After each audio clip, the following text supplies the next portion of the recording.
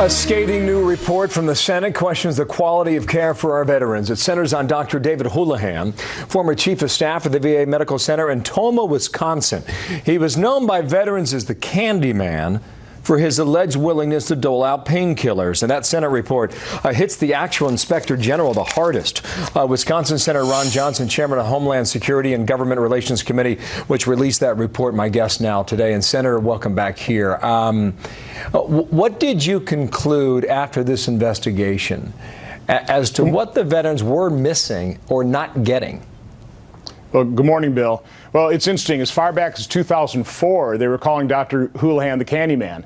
As far back as 2008, 2009, there were a number of people trying to raise the alarm, raising the issue with different departments and agencies and offices within the federal government, and nobody paid attention. They all turned a deaf ear to it.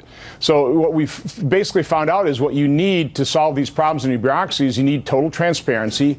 You need an independent Office of Inspector General. And what happened over time with an acting Inspector General, Richard Griffin, he'd been captured by the agency. Instead of being loyal to the finest among us, our veterans, and to the American people, he lost his sense of mission and he was loyal to the agency and he's protecting him. He covered up more than 140 reports on different investigations and inspections, including the one at Tomah, and had those reports been made public, some of these tragedies would have been prevented. I talked to Candace Dellis, who is the daughter of Thomas Baer, who died on January 12th of 2015, basically of neglect. He suffered a stroke waiting for a couple hours. She told me, Senator, had I known about these problems in Tomah, I never would have taken my father there. And she came from Marshfield, Wisconsin, has world-class private sector health care system. So it's about transparency, independence of the watchdog of every federal government agency, but particularly the Veterans Administration. So I guess, I've assumed the role of being the watchdog over the watchdog. The VA secretary says he can't fire anybody. Others contend this is what happens when you see government-run health care. Do you agree with that, or is this exclusive to the VA itself?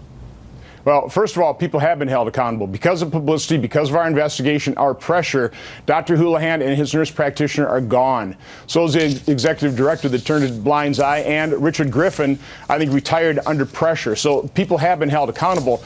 But, Bill, I introduced a bill on, for accountability at the Veterans Administration, at the Veterans, the Committee on Veterans Affairs, and the VA was resistant to it.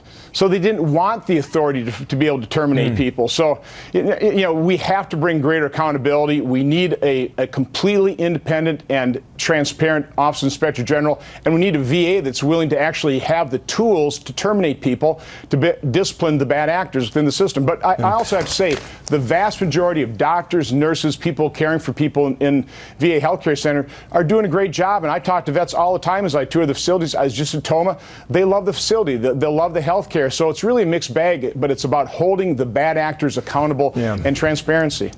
I'm glad you said that last part. Last question quickly. Does this report make things better for the veterans?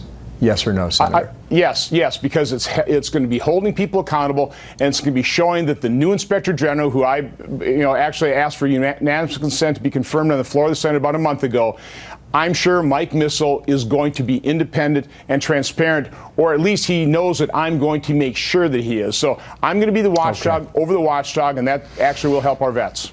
Thank you, Senator. Republican from Wisconsin.